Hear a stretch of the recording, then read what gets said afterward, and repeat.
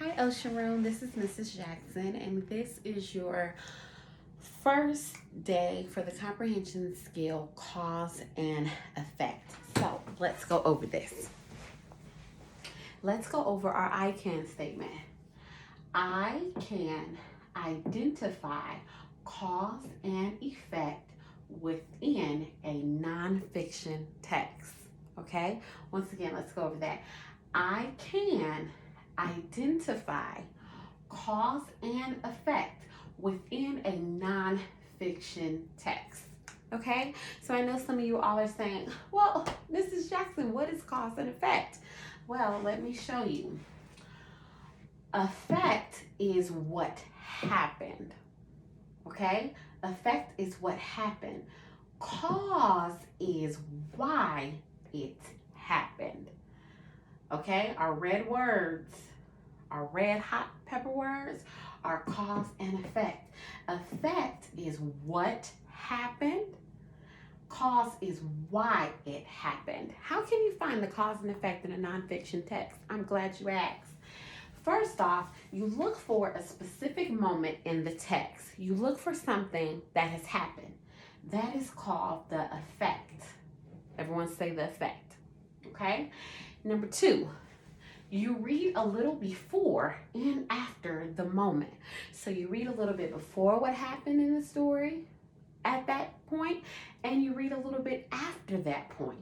Then three, you look for evidence of why the effect happened in the first place. Why? You're probably thinking, Mrs. Jackson, why do I need to know this? You need to know this. Good readers figure out cause and effect to help them understand why events in a text happen. Cause and effect. That is what we'll be working on, okay? And then we'll go over an exercise at the end, okay? So right now, we are going to read a book, and it is called A Picture Book of Thurgood Marshall. This is what the cover is. Let's begin.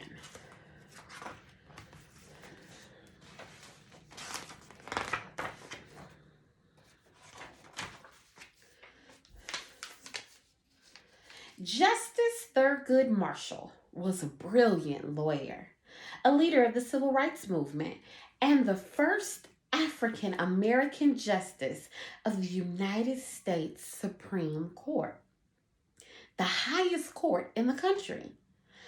Thurgood Marshall was born on July 2nd, 1908, in Baltimore, Maryland, to William and Norma Marshall.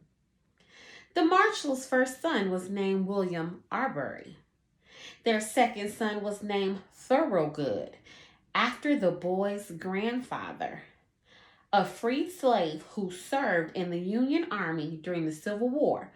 But by the second grade, young Thurgood was tired of writing out such a long name. He shortened it to Thurgood. So right now, I'm thinking about all that has happened so far in our story, right? And I see that Thurgood changed his name, right? Because we're talking about cause and effect. So effect is what happened. And then cause is why did it happen. So I know that he changed his name from Thurgood to Thurgood. And as a good reader, I know because Thurgood was tired of writing his long name, he changed it to Thurgood. Cause and effect. Let's continue on.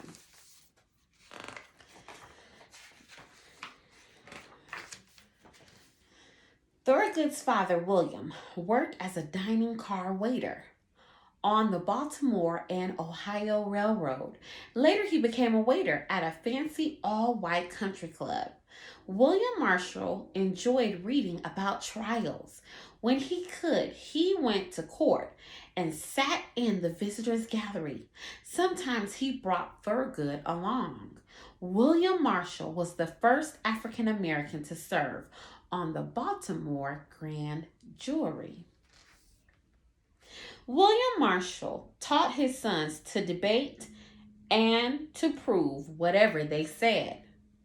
Thurgood said later of his father, "He never told me to become a lawyer," Thurgood said, "but he turned me into one anyways."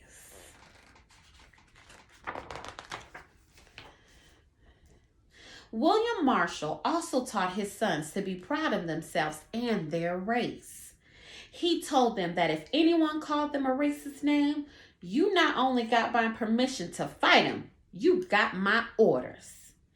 Thurgood's mother, Norma, was an elementary school teacher. She was a strong-willed woman who believed in hard work, and she knew the value of a good education. When Thurgood entered law school, she sold her wedding dress and engagement rings to help pay his expenses. So right now I'm going to stop right here, and I'm thinking about what is going on right now in the story. And right now in the story, I'm thinking about, why did Thurgood's mother sell her wedding dress and rings? What was the reason? So we know the effect is what happened. So we know that she sold her wedding dress, and we know that she had sold her wedding rings. But what was the cause?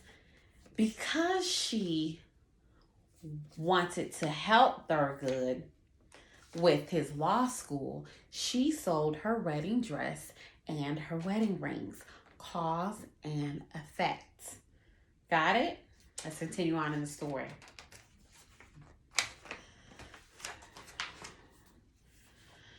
Young Thurgood played in the back alleys near his house. According to his relatives, he was a pretty tough guy. At school, he was often in trouble.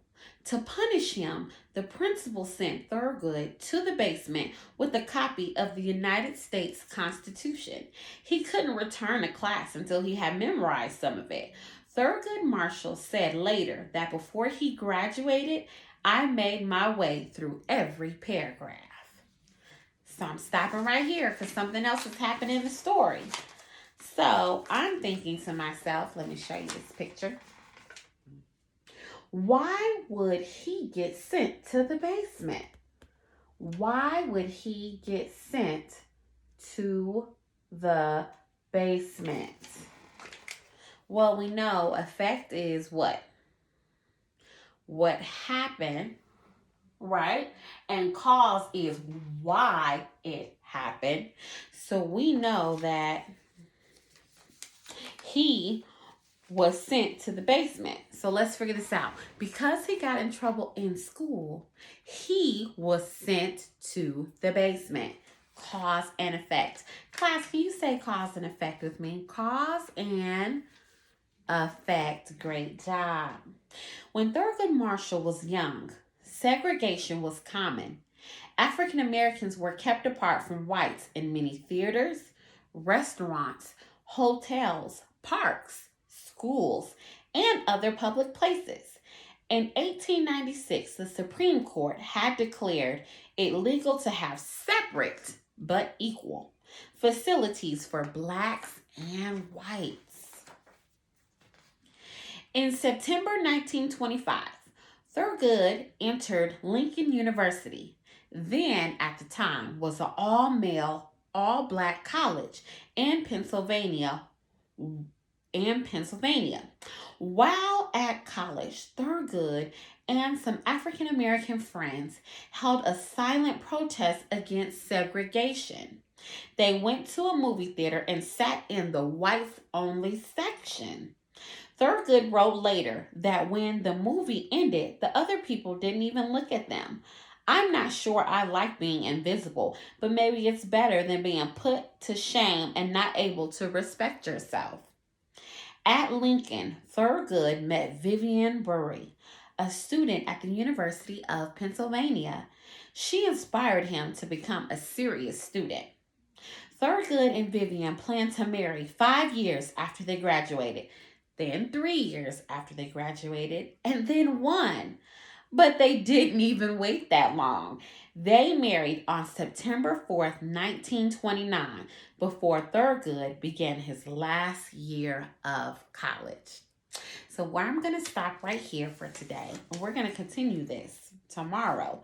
But first off, I want to go over some of the facts that we know about this gentleman called Thurgood Marshall. So let's talk about him for a minute. We know that he was born during segregation. Segregation was a time, and I've taught you all this before, segregation was a time in our world where African Americans, such as myself, or blacks, had to go certain places, be at certain places, and we could not be with at all with other people who wasn't our colors, whether it was whites or any other race at that time. And it was a time where we had to be separated.